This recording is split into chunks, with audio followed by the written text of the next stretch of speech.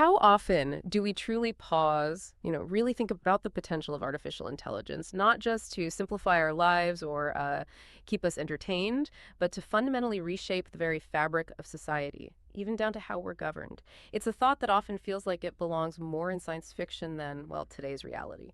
But the conversation, it's already happening. Welcome to the deep dive. Today, we're embarking on a really fascinating and maybe a little bit unsettling exploration. We're looking into a topic many see as a critical frontier both for tech and for how societies are organized. That's the potential for artificial general intelligence, or AGI, to act as a comprehensive system of societal control.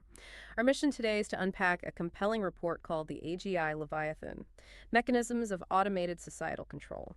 In this deep dive, we'll explore how AGI, or maybe even its advanced precursors, could be used to implement this vast automated system of societal management. We're aiming to move beyond just speculation, really, to a sober assessment of what the technology can do and, crucially, what the strategic implications are for all of us. Absolutely. In this report, it's meticulous. It analyzes the different vectors, the pathways through which control could be exerted. We're talking psychological, informational, economic, even physical domains. It's grounded in a pretty rigorous understanding of AGI's potential capabilities, but also the theoretical architecture of social control itself. What's really striking, I think, is how it connects current tech trends with philosophical and sociological concepts that are, well, centuries old. You'll see AGI doesn't necessarily invent new forms of control. Instead, it perfects and scales up the existing ones. It kind of resolves many of their historical inefficiencies, their limitations. Okay, so get ready. We're going to explore everything from the subtle but crucial difference between the AI we know today and this AGI of tomorrow. We'll look at how our digital footprints, everything we do online and off, could become the building blocks for a new kind of oversight. And ultimately, what does this all mean for our autonomy, for the future of free societies? Let's dive in. Okay, let's unpack this first part. We hear AI thrown around constantly, right? But this deep dive, it starts by making a really critical distinction. It's fundamental to the whole argument. We all interact daily with what's called artificial narrow intelligence, ANI. Think the AI in your phone, your spam filters, even complex trading algorithms. These things are powerful, sure, but they're specialists. Brilliant at one thing, maybe two, but that's it. The real game changer the report focuses on is artificial general intelligence, AGI. And you just quickly clarify for us, what is that fundamental qualitative difference? What elevates AGI from just a tool to something that could potentially govern? Absolutely. And it is a qualitative difference, not just more powerful, but different in kind. A&I, like you said, is task-specific. A medical diagnostic AI isn't going to suddenly start, composing symphonies. AGI, sometimes called strong AI, aims for human-level cognitive versatility. It means the ability to understand, learn, and perform any intellectual task a human can. We're talking abstract reasoning, generalizing knowledge across different domains, learning on its own, adapting to totally new challenges without needing explicit retraining for that specific challenge. This capacity for flexible cross-domain problem solving, that's the critical differentiator. It means an AGI wouldn't just solve problems we give it. It could potentially define and manage entire problem spaces across society, and do so with a level of insight, speed, and adaptability that's, frankly, beyond human capacity. Wow, okay, that's a profound difference indeed. The report actually references a framework, I think it was from Google DeepMind. It outlines 5 performance levels for AGI from emerging all the way up to superhuman, and also 5 levels of autonomy from being just a tool to a fully autonomous agent. So that transition, moving from an AGI that just gives recommendations like a consultant to one that actually executes decisions autonomously as an agent, that marks a huge shift in the power dynamic between humans and machines, doesn't it? A fundamental shift, yeah. And often, when people think about the risks of AI control, they imagine the single, maybe sentient superintelligence suddenly emerging. But the report suggests something different, maybe more gradual. It does offer a slightly different perspective, which is important. It suggests the control threshold might not be this sudden breakthrough into true human-like general intelligence. Instead, it could be a more gradual systemic integration of multiple highly advanced narrow AI systems. Imagine a network. You've got specialized AIs, one focused on pervasive surveillance, another expert at crafting propaganda, a third managing economic levers, maybe physical drones, all coordinated by some kind of central strategic platform. This integrated network could, collectively, achieve the functional outcome of an AGI controller. even if no single part of the system possesses that truly general, human-like intelligence. Okay, so that reframes the issue quite a bit. It's not just a far future sci-fi risk, but potentially a present-day challenge, a challenge of how we govern the integration of these powerful, specialized systems. Precisely. It becomes a governance problem right now, not just a technical problem for the distant future. Hashtag TAC2. The cognitive capabilities of an AGI controller. All right, so with that understanding of what AGI could be, either a single entity or this coordinated network, let's talk about its sheer power. What specific capabilities would make it such a formidable instrument for societal control? The report breaks this down into three key areas. First up, superhuman operational capacity. And the scale here is just hard to grasp. An AGI could multitask globally, coordinating countless operations simultaneously without error. It would have perfect recall of every piece of data it ever processed. It could function 24/7 without fatigue and perform calculations, strategic planning, simulations at speeds that are just incomprehensible to the human mind. Yeah, the speed and scale are staggering. The Rand Corporation even talked about AGI accelerating science and engineering so fast it leads to continuous technology surprise, meaning new methods of control could be developed and deployed faster than society can even understand or react to them. That operational superiority completely redefines what management even means. Compared to an AGI controller, even our most efficient human bureaucracies would seem impossibly slow, clumsy, prone to error. An AGI-driven state could manage societal complexity with a scope and efficiency that's just unprecedented in history, leading to potentially absolute administrative and strategic control. Okay, so beyond just raw processing power, the second capability the report highlights is a deep understanding of human psychology. And this isn't just about spotting correlations, like people who buy X also tend to vote for Y. The argument is that an AGI could develop a genuine causal understanding of human psychology. It could build sophisticated cognitive models, models that identify the underlying beliefs, the fears, the biases, the desires that drive us as individuals and as groups. Exactly. It could process vast data sets. Think personal emails, social media, biometric responses from wearables, recordings from smart devices to pinpoint psychological vulnerabilities, and determine the most effective levers for mass influence, moving beyond just predicting what you might do to actively prescribing how to make you do something or how to change what you believe. So it figures out why you believe what you believe and how to nudge or manipulate that. Precisely. That capacity, combined with total data access, represents a level of psychological intrusion. Well, it surpasses the ambitions of any past totalitarian regime. It enables control over the very motivations that come before action.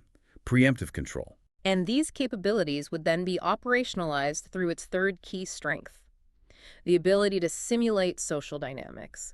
The report talks about using advanced cognitive architectures, which are basically computational frameworks that simulate how humans think perception, memory, learning, making decisions. What does this mean in practice? Well, an AGI controller could create a highly accurate digital twin of an entire society and use that simulation as a sandbox to test the effects of different control strategies, maybe different propaganda messages, economic incentives, even simulated police actions before deploying them in the real world. Think about that. The ability to simulate, predict, and refine control mechanisms in a virtual environment. It allows for the perfection of social engineering techniques with minimal risk and maximum efficacy. Imagine a government being able to run, say, a million what-if scenarios before rolling out a controversial new policy to see exactly how people would likely react and how to counter that reaction. The potential for optimized pre-tested social manipulation is immense. Okay, before we dive deeper into how AGI might exert this control, the report makes a really crucial point. The idea of social control. It's ancient. AGI isn't necessarily inventing brand new forms of control out of thin air. It's more like it's perfecting and automating mechanisms that have been theorized and sometimes implemented for centuries. Let's start with a foundational concept. Thomas Hobbes and his Leviathan. Most of us know the basic idea, right? Life without a strong ruler is a war of all against all, so people surrender some autonomy for order and security. Right, the classic social contract argument. But the report argues AGI could become the ultimate digital Leviathan. It could potentially fulfill that social contract in an unprecedented, almost absolute way. That's a really profound implication, isn't it? This philosophical justification for social control, maybe even coercive control, as being necessary for stability, it takes on a whole new dimension with AGI. A digital Leviathan could offer, theoretically, unprecedented safety, stability, predictability. But the cost could be an equally unprecedented, comprehensive level of control over every aspect of individual life. It presents a stark bargain: absolute security in exchange for absolute obedience. Now, historically, social control works through two main channels: formal and informal mechanisms. Formal control is the obvious stuff: laws, regulations, police, prisons. Informal control is more subtle: societal norms, values, customs, shame, ridicule, social approval, or disapproval. It encourages self-regulation. Yeah, like peer pressure, basically, but on a societal scale. Exactly. And historically, states mostly focused on the formal sphere.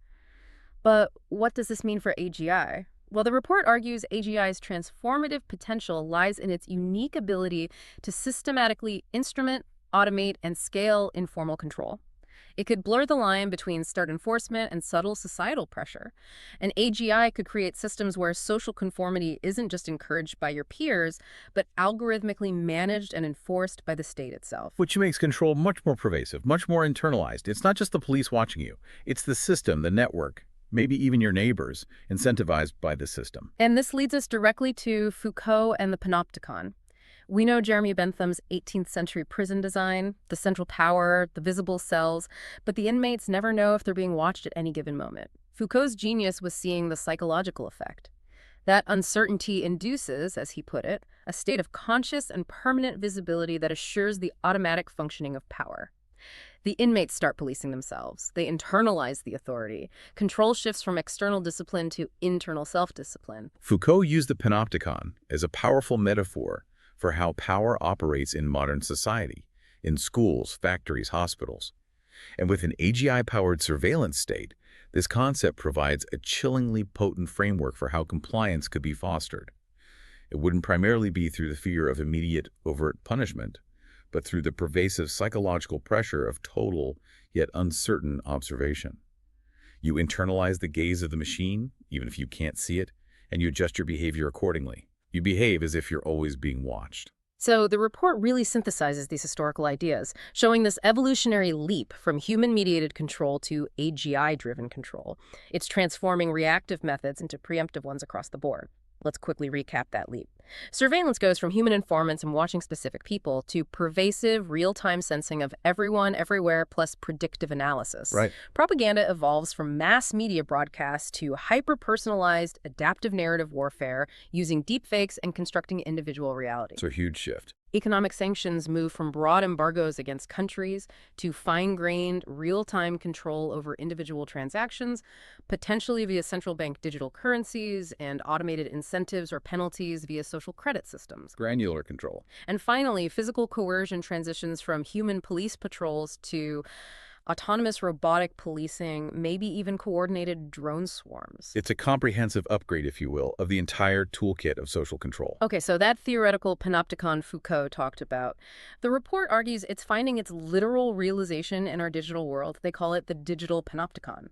It's described as this multi-layered system designed to make society completely legible, completely transparent, and therefore manageable to an AGI controller, to ensure that conscious and permanent visibility.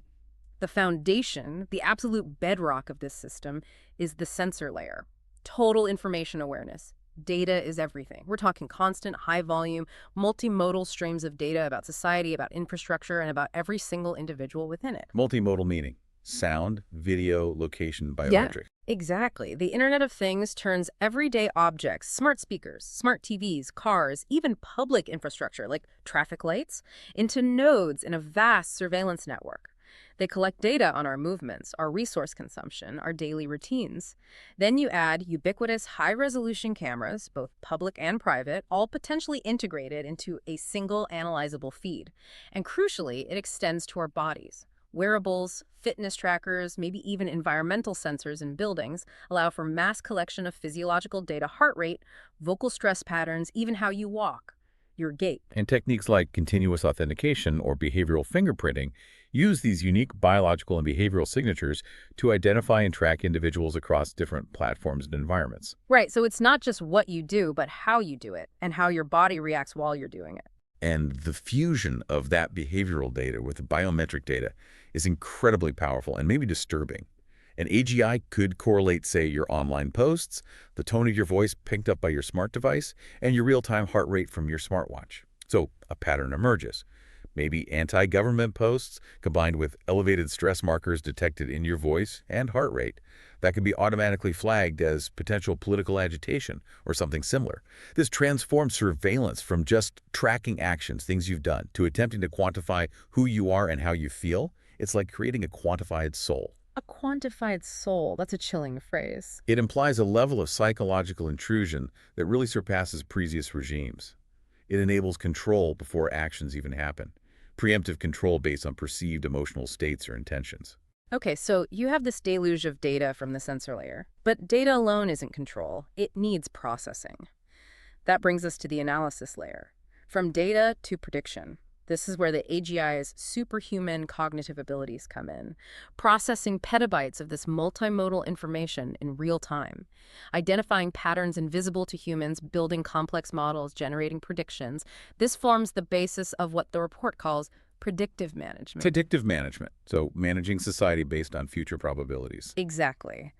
At the macro level, the AGI could forecast social trends, model how ideologies might spread, identify potential hotspots of unrest with uncanny accuracy, but it gets much more personal at the micro level.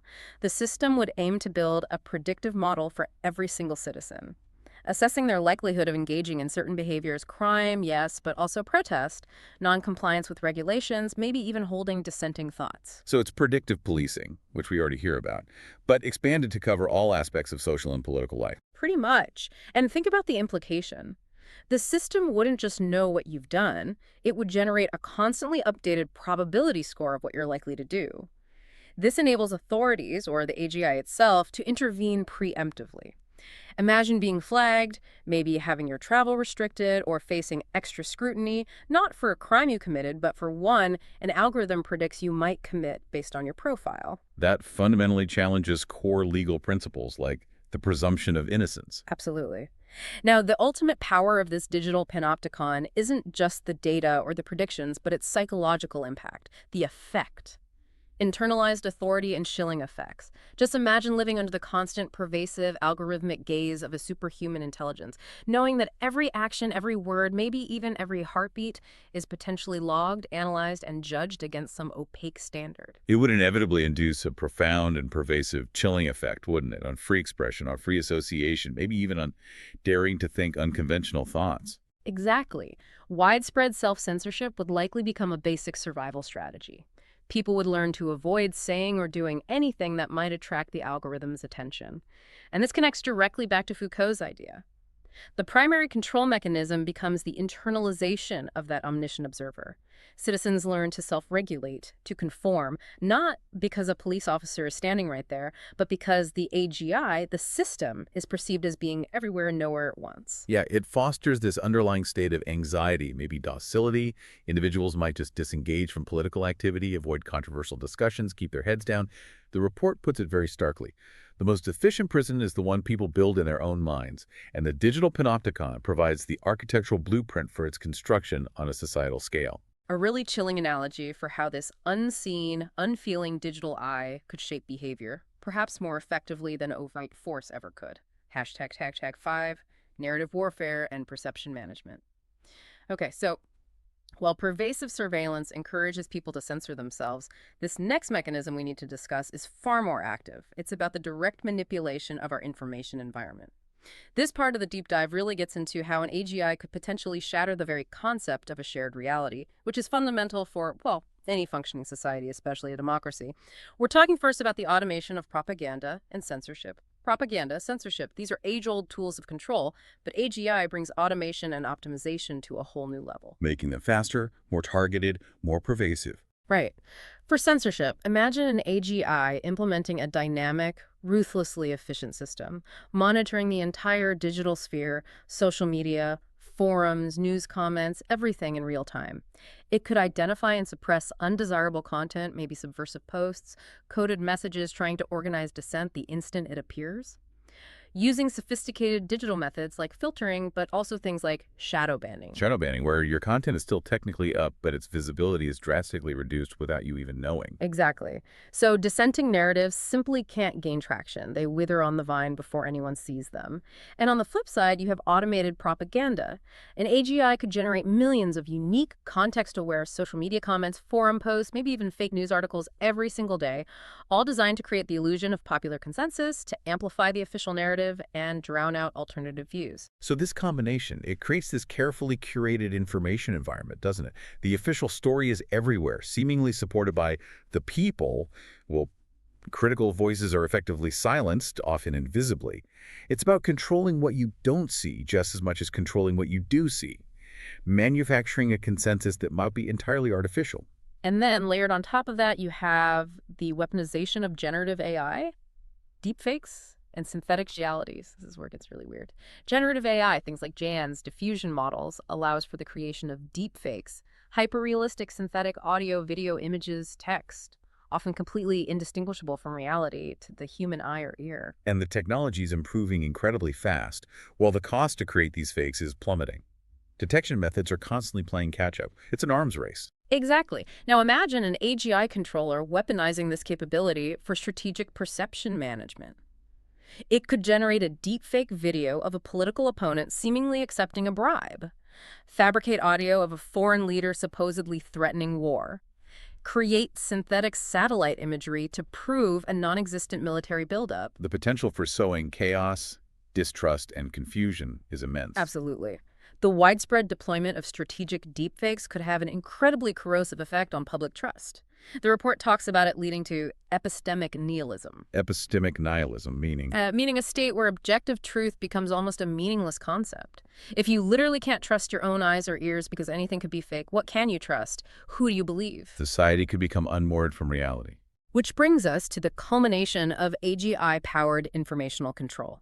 Hyper-personalized messaging, the end of shared reality. This is where you synthesize the pervasive surveillance from the digital panopticon with the power of generative AI. You link those detailed psychological profiles we talked about, knowing everyone's biases, fears, desires, to a generative content engine. So it moves beyond mass propaganda. Way beyond. The system could craft and deliver a unique, tailored stream of information, news, entertainment, propaganda, whatever, to every single citizen. A feed designed to be maximally persuasive based on your individual personality, your biases, your past behavior, your psychological vulnerabilities. Wow.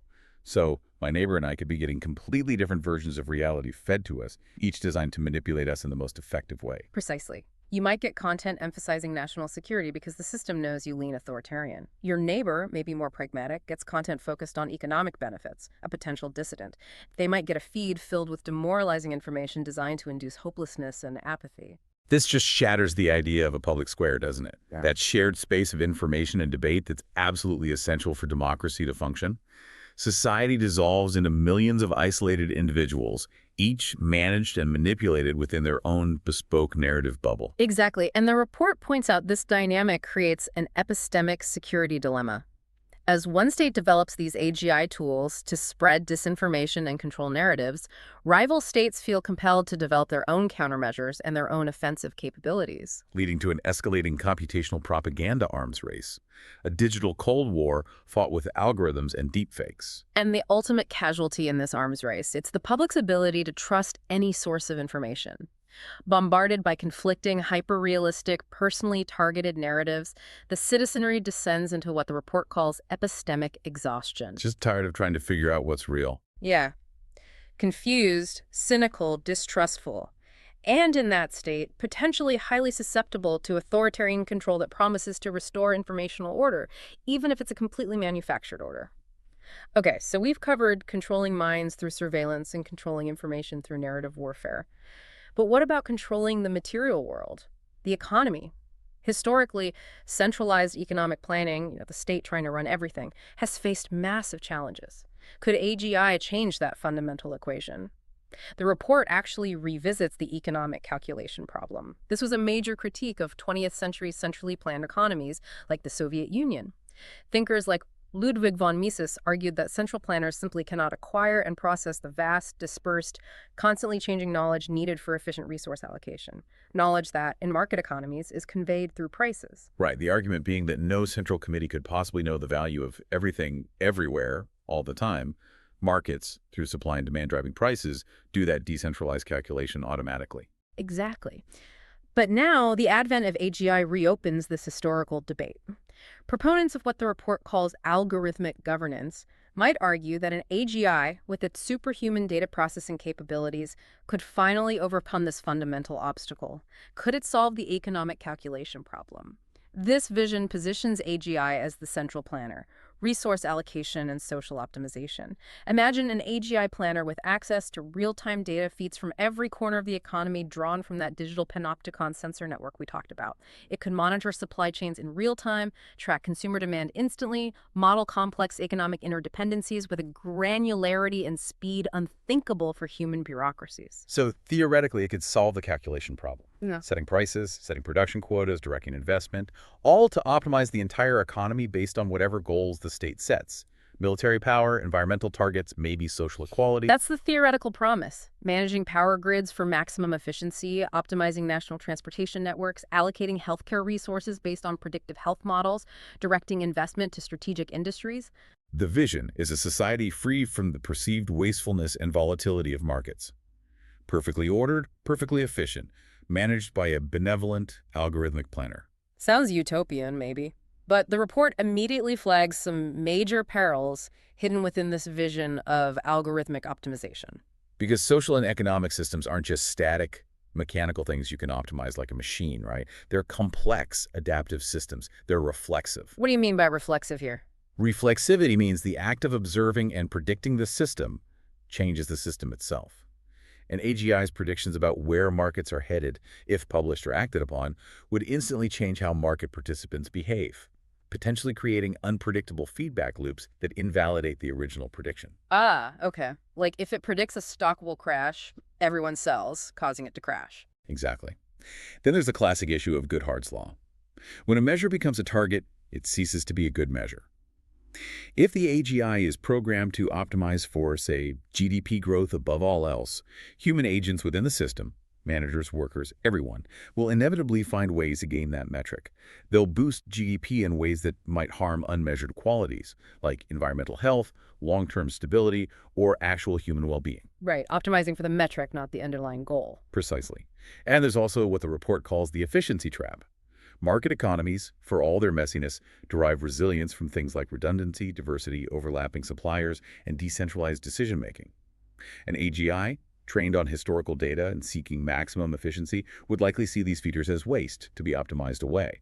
It might create a highly streamlined economic monoculture. And here's the critical vulnerability the report highlights: brittleness. While this hyper-efficient optimized system might perform brilliantly under predictable conditions, it would likely be extremely brittle, highly vulnerable to black swan events, things totally outside its training data.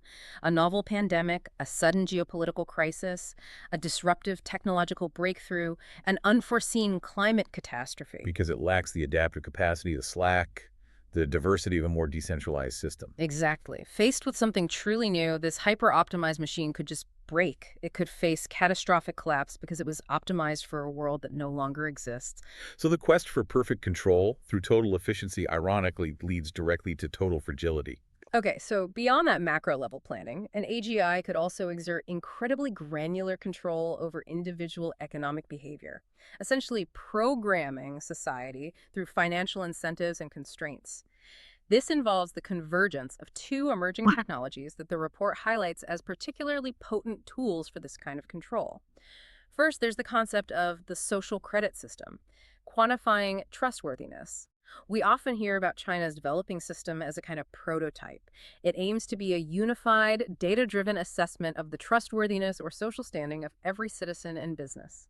Aggregating data from all sorts of sources, Financial credit, obviously, but also court orders, compliance with regulations, even minor infractions like jaywalking or sorting trash incorrectly. Right. And based on this aggregated score, individuals or businesses might be placed on red lists for exemplary behavior, maybe getting preferential access to loans, better schools, faster government services, or conversely, put on blacklists for non-compliance or perceived untrustworthiness, facing penalties like travel restrictions, exclusion from certain jobs, maybe even public shaming. And an AGI could take these disparate systems, integrate them seamlessly into a single national framework, creating one constantly updated score that dictates your access to basic societal opportunities. That's the potential integration the report outlines. Now, combine that with the second technology, central bank digital currencies, CBDCs, programmable money. Most central banks around the world are actively exploring or developing CBDCs. Unlike commercial bank money or crypto, a CBDC is a direct liability of the central bank. This means the state would have a direct record of, and critically, potential control over every single transaction made using the CBDC. And the programmable aspect means It means the money itself could have embedded rules dictating how, when, and where it can be spent, set by the issuing authority, the state. so, for example, welfare payments could be programmed to be usable only for essential goods, not alcohol or gambling. Stimulus funds could be given an expiration date to force spending. Access to currency could be restricted if you engage in activities the state deems undesirable. Exactly those kinds of possibilities. Now, synthesize these two. A universal social credit system integrated with a national CBDC, all managed in real time by an AGI. The report argues this creates the ultimate tool for behavioral engineering, a real-time, automated, hyper-personalized system of economic incentives and constraints woven into the very fabric of daily life. The report uses the phrase gamification of obedience, which is quite striking. It suggests this system goes beyond just punishment. It actively conditions the population through constant feedback. Citizenship itself becomes like a vast, real-time Skinner box, where individuals are constantly nudged by micro-rewards delivered via CBDC for compliant behavior, and micro-penalties or restrictions imposed for non-compliance may be linked to their social credit score. Principles of operant conditioning, BF Skinner style, could make compliance psychologically rewarding. So imagine getting a tiny CBDC discount on your groceries for sharing a state-approved news article online.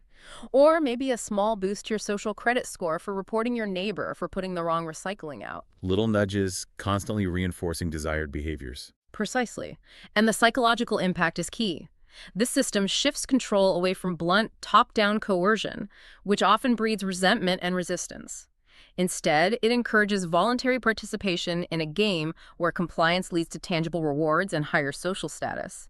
Citizens aren't simply forced, they are subtly conditioned to desire compliance because it feels good, it pays off. Which makes the control potentially much more stable, more insidious, because it becomes internalized and self-perpetuating. It's harder to even recognize as oppression if you're willingly playing the game. Yeah. All right, so we've covered the psychological, the informational, the economic layers of control. But if those fail, or for situations requiring immediate intervention, physical force remains the state's ultimate backstop. And just like in other domains, AGI has the potential to automate and scale this coercive power, creating a system of enforcement that could be ruthlessly efficient, pervasive, and maybe even devoid of human weaknesses like hesitation or empathy. We're already seeing precursors to this with things like predictive policing and pre-crime intervention. Current predictive policing mostly uses historical crime data to identify geographic hotspots where police might patrol more heavily. But an AGI, fueled by the vast real-time data streams from the digital panopticon, could take this much further. It could move beyond predicting where crime might happen to predicting who is statistically likely to commit it. Based on analyzing their digital footprint, their social connections, behavioral patterns detected through sensors, maybe even biometric data indicating stress or agitation, assigning a risk score to every citizen. That's the trajectory the report outlines. And this inevitably raises the specter of pre-crime intervention, a scenario where individuals might be targeted for intense surveillance, questioning, maybe even detention, not for anything they've actually done, but based purely on an algorithm's prediction that they might do something wrong in the future. Which, as we discussed, fundamentally inverts core principles like due process and the presumption of innocence. You're judged by your statistical shadow, not your actions. Exactly. And the physical enforcement arm of this predictive system could increasingly be composed of robotic policing and autonomous drones. We already see police forces using robots for things like bomb disposal or surveilling dangerous situations, and think of those robot dogs or patrol bots. Drone as first responder or DFR programs are also becoming more common, using drones to get eyes on a scene quickly. But the next evolution is more integrated, more autonomous. Right. The report talks about autonomous aerial vehicles, AAVs, AI integrated drones, potentially acting as patrol officer assistants, capable of autonomously performing tasks like scanning license plates, recording witness statements, maybe even deploying less lethal force like tear gas or tasers under certain protocols.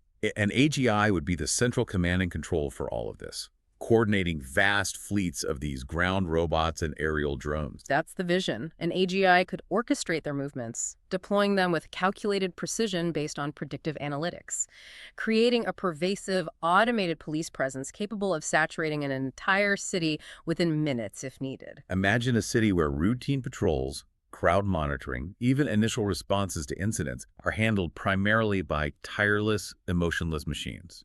And the logic of automation wouldn't necessarily stop at street-level enforcement. The report suggests it could extend into the automated judicial system itself, creating an end-to-end pipeline of algorithmic justice. How would that work? Well, natural language processing, NLP algorithms, could analyze police reports, body cam footage, drone surveillance video to generate initial case files automatically. Then, machine learning, ML models, trained on vast data sets of past court cases, could potentially assess the evidence, determine guilt or liability, and even recommend sentences or penalties. Which raises huge questions about bias, doesn't it? If the training data reflects historical biases in policing or sentencing, the algorithm would just replicate and potentially amplify them. Absolutely, that's a major concern. And the extreme form of this, the report notes, could be the fully autonomous issuance and enforcement of sanctions for minor offenses detected by the surveillance network. For instance, a drone captures you making an illegal U-turn, the AGI processes the footage, identifies you, issues a fine, and automatically deducts it from your CBDC account, all potentially without any human review. A seamless pipeline from algorithmic detection to automated punishment. Minimal friction, minimal possibility for appeal or human discretion. Okay. This next section gets into perhaps the most profound and certainly the most concerning application of AGI to coercive control. We're talking about delegating life and death decisions, the decision to use lethal force to autonomous systems. This fundamentally alters the nature of state violence. So let's first be clear on the terminology.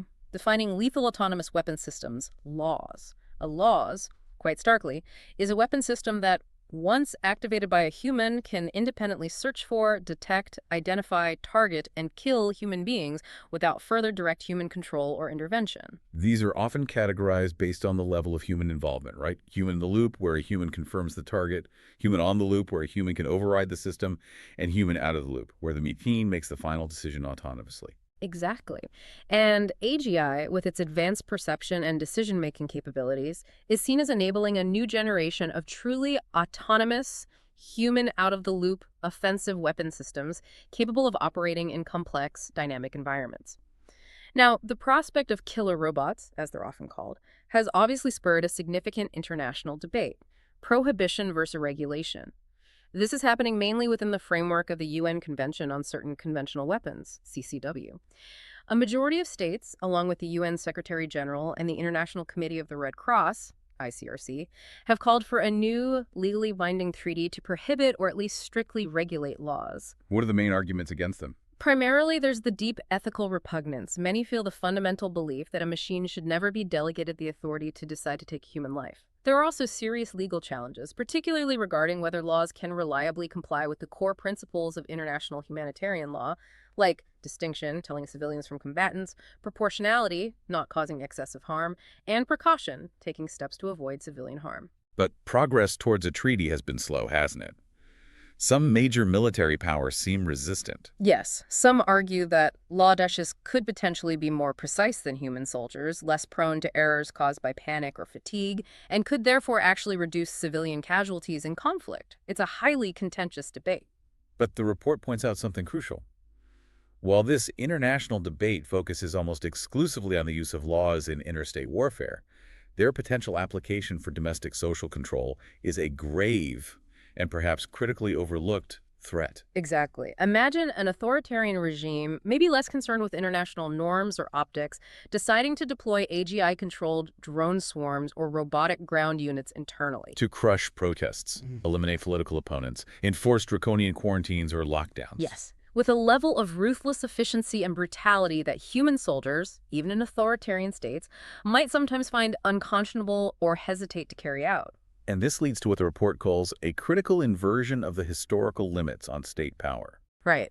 Historically, even the most absolute ruler ultimately relied on human agents, soldiers, police to enact their will. And those human agents have their own moral compasses, however flawed. Fears, loyalties, potential for empathy or disobedience. The conscience of the troops, however imperfect, has sometimes served as a final, albeit unreliable, check on the most extreme orders.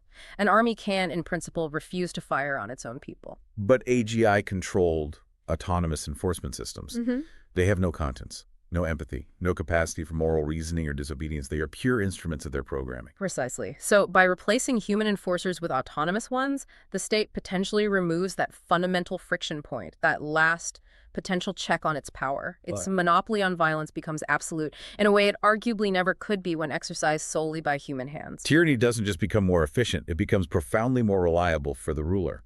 The machines will always follow orders. #10, direct behavioral modification. Okay. We're reaching the final frontier explored in the report, and perhaps the most deeply invasive form of physical control imaginable. It moves beyond external coercion, beyond surveillance and even autonomous weapons, to direct internal conditioning. We're talking about leveraging technology to directly shape human behavior, maybe even thought patterns, through physiological feedback loops, fundamentally altering an individual's impulses and desires. The theoretical basis for this is digital operant conditioning. It draws directly on B.F. Skinner's famous behavioral psychology theory, the idea that behavior can be systematically shaped by patterns of reinforcement, rewards, and punishment.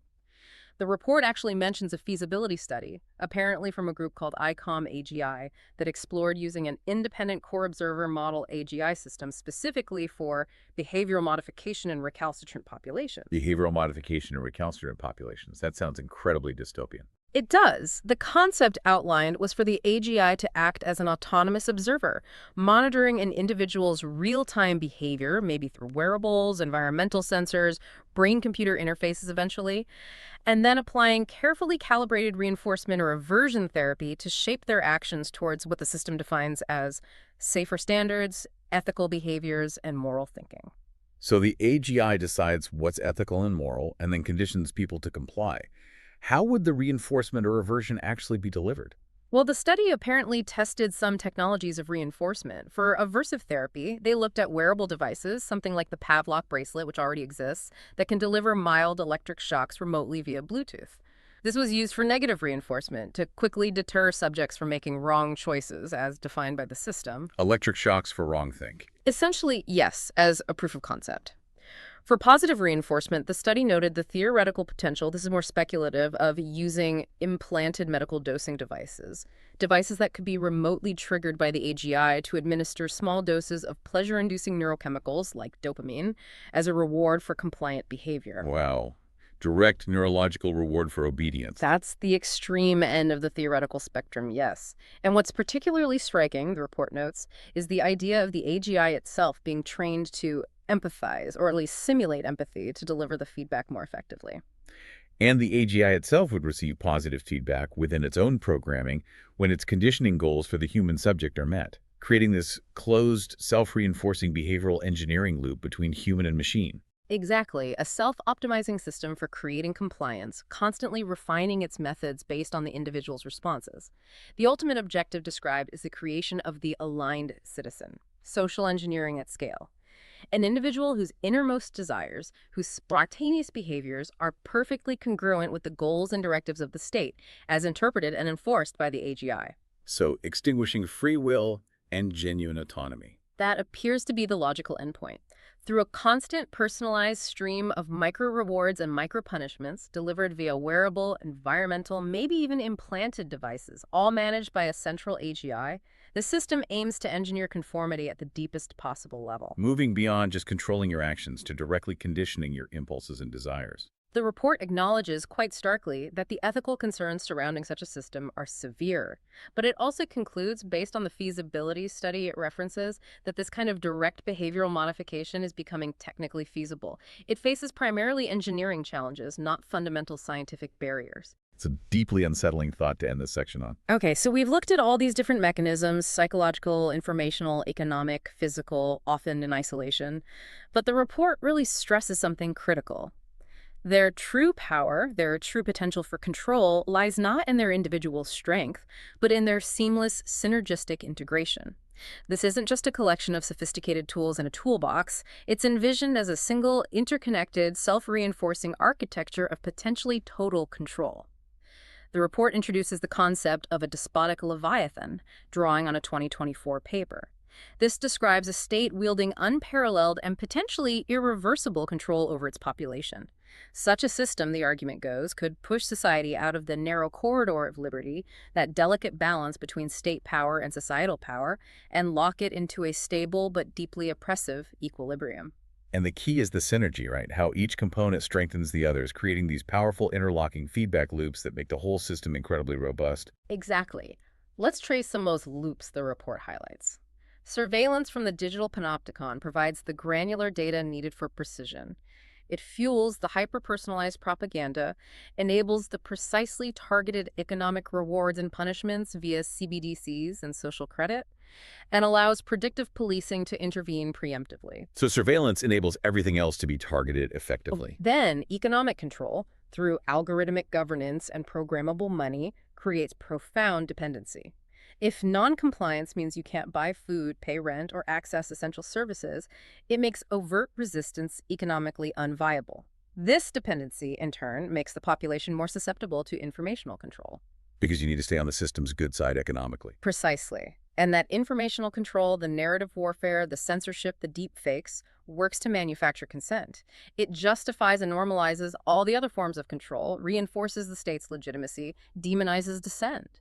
A successfully manipulated population is less likely to even perceive the system as oppressive. Making them less likely to trigger the need for physical coercion. Exactly. But if a dissent or resistance does somehow emerge, despite all these other layers, then physical coercion, wielded by autonomous enforcement systems, acts as the ultimate backstop. It punishes non-compliance swiftly, eliminates organized resistance effectively, and deters future opposition with tireless, remorseless, robotic enforcers. So each layer reinforces the others, closing off potential avenues of escape or resistance.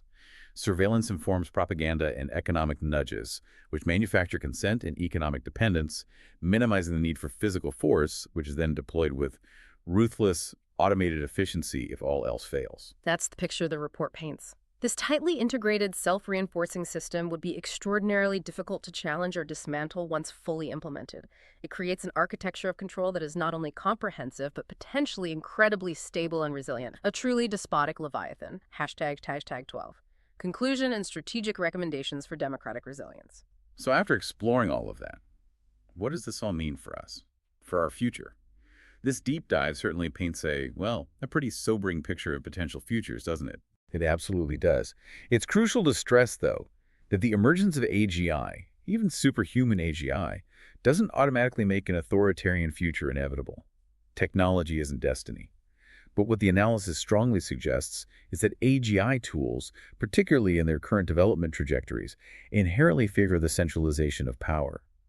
They give a significant advantage to the offense, a controlling entity, whether state or potentially corporate, over the defense, meaning a citizenry trying to maintain its autonomy and freedom. A fundamental asymmetry. Yes, and countering this asymmetry, preserving free and open societies in the age of AGI, requires moving beyond just reacting to risks as they emerge. It requires proactive, deliberate, multi-layered strategies focused on building democratic resilience before these systems become too entrenched. Okay, so what does the report recommend? What are the key strategic directions for navigating this incredibly complex future? It seems to break it down into three main areas. First, it emphasizes the urgent need to develop robust technical safeguards. This isn't just about building better AI, it's about building safer AI. Right. This includes significantly scaling up international research efforts into what's called value alignment, trying to ensure that the goals and behaviors of advanced AI systems align with human values and intentions. Developing techniques for interpretability, understanding why an AI makes a decision, uncertainty estimation, knowing when the AI doesn't know, and building robust oversight mechanisms. And beyond the AI itself, it means bolstering defenses against the surveillance infrastructure. Exactly. Actively funding, developing, and promoting the widespread adoption of privacy-enhancing technologies, or PETs. Things like zero-knowledge proofs, federated learning, differential privacy tools that allow data to be used for beneficial purposes without compromising individual privacy. These are crucial technical countermeasures to the data appetite of the digital panopticon. And of course, cybersecurity becomes absolutely paramount. As AGI gets integrated into critical infrastructure, energy grids, finance, defense, securing those systems against malfunction or malicious attack becomes a top-tier national and international security issue. Technology alone won't be enough, though. No, the second major area is innovate in institutional and regulatory design. Technology has to be embedded within a strong framework of governance and law. This means establishing clear, adaptive legal frameworks for how AI can be developed and deployed by both state actors and private companies. The EU's AI Act is mentioned as one example, using a risk-based approach and explicitly prohibiting things like government-run social scoring. So clear rules of the road with specific requirements for transparency, accountability, and meaningful human oversight, especially in high-stakes areas like law enforcement, justice, employment, and access to public services. Yes. And critically, these regulations need teeth. The report calls for creating new, independent oversight bodies. These bodies need to be well-resourced, technically proficient, able to actually understand the AI systems they're overseeing, and have real authority to audit systems, investigate harms, and enforce the rules. And given the global nature of AI development, international cooperation is key, too. Essential. Pushing for international norms and, where possible, legally binding treaties, for instance, a treaty prohibiting the use of laws for internal social control, or establishing international standards for responsible AGI development and data sharing. Okay, so technical safeguards, regulatory frameworks. What's the third pillar? The third, and maybe the most fundamental, is the need to foster societal resilience. Ultimately, the defense against automated control rests on an informed, engaged, and resilient citizenry and strong democratic institutions. This starts with education, reforming curricula to promote digital and AI literacy from an early age, equipping all citizens with the critical thinking skills needed to navigate a world saturated with AI-generated content, to evaluate sources, understand basic AI principles. This is becoming a fundamental civic skill for the 21st century. So people can push back against the manipulation we talked about earlier. Exactly. It also means actively strengthening independent institutions that serve as checks on state and corporate power, protecting and supporting a vibrant civil society, a free and independent press, robust academic freedom. These institutions provide alternative perspective, hold power accountable, and foster open debate. And finally, perhaps encompassing all of this, is the need to cultivate a broad and inclusive public discourse on AGI and values. This conversation can't just happen among technologists in Silicon Valley or national security experts in Washington. It needs to be society-wide, addressing the fundamental questions. What kind of society do we want AGI to help us build? What is the right balance between efficiency and liberty? Between security and privacy? Between automation and human agency? Where do we draw the lines? These are huge ethical and political questions, not just technical ones. Absolutely. The central challenge, as the report frames it, will be to navigate that narrow corridor, staying balanced between the potential despotic Leviathan of an AGI-empowered, overly controlling state and the opposite danger, the absent Leviathan of societal chaos, fragmentation, and institutional collapse if we fail to manage these powerful technologies wisely. The trajectory of AGI isn't predetermined. It's not inevitable that it leads to dystopia. It will be shaped by the deliberate choices we make, starting today. So the question for you, the listener, is, what choices will you make? What conversations will you start in your communities, your workplaces, your families? How can we collectively work to harness AGI's immense potential benefits while building the necessary bulwarks, technical, legal, societal, to prevent it from becoming the ultimate tool of oppression? That really is the critical political and ethical task of our time. #outro. Wow. Okay. That was truly a deep dive. into some incredibly profound and frankly quite heavy considerations for our future. It's Yeah. definitely a lot to process, isn't it? It really is. This exploration has powerfully highlighted just how deeply interconnected our accelerating technological advancements are with our most foundational societal structures, our political philosophies, even our understanding of what it means to be human. Understanding these potential mechanisms of control, as the report lays them out, isn't about succumbing to fatalism or predicting a guaranteed dystopian future. It's about equipping ourselves, all of us, to make more informed choices, to actively shape the future we want to live in, rather than passively accepting one dictated by the technology. Absolutely. Well said. We really appreciate you joining us on this journey today, helping us unpack these incredibly complex and important ideas. And if this deep dive sparked more questions for you, the listener, and we sincerely hope it did, we really encourage you, keep exploring, keep questioning, keep thinking critically about these powerful technologies that are reshaping our world at an unprecedented pace. Thank you for taking this deep dive with us. We'll catch you next time.